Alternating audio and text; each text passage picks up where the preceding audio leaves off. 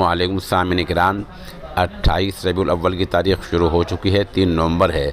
बहराइच से खबर आ रही है कि वहाँ पटाखा बाज़ार में आग लग गई है, जिसमें 13 दुकानों में लगभग 60 लाख रुपए का नुकसान हो गया है और कई व्यापारी, कई पटाखा बेचने वाले ज़ख्मी हो गए हैं। पुलिस और इंतज़ामिया के एहलकार मौके पर पहुंचे हैं।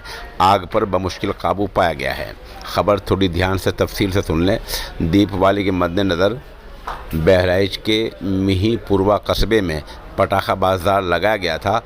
बुध के दिन आज नामालूम वजूहात के चलते बाज़ार में आग लग गई। देखते ही देखते बाज़ार में लगी दुकानें आग की चपेट में आने लगी और इस तरह 13 दुकानें जल गई। 60 लाख का नुकसान हो गया है। आसपास की दुकानें भी आग सब चपेट में आ गई हैं। हादसे से भगदड़ मची है। इत्तला पाते ही एसडीएम ज्ञान प्रकाश त्रिपाठी, थाना सदर बिरजानंद सिंह पुलिस फोर्स के साथ मौके पर पहुंचे। फायर ब्रिगेड की गाड़ियां पहुंच गई। कई घंटों बाद आग पर काबू पाया गया है।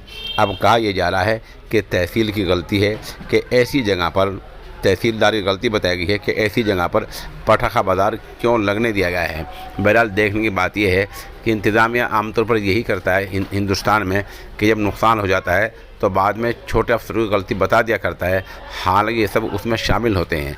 बहराइच में आग लगना बहुत तशवीश की बात है, जहाँ 13 दुकानें जल गई हैं, कई व्यापारी ज़ख्मी हुए हैं और इब्तदाई मरहले में 60 लाख रुपये का नुकसान बताया गया है।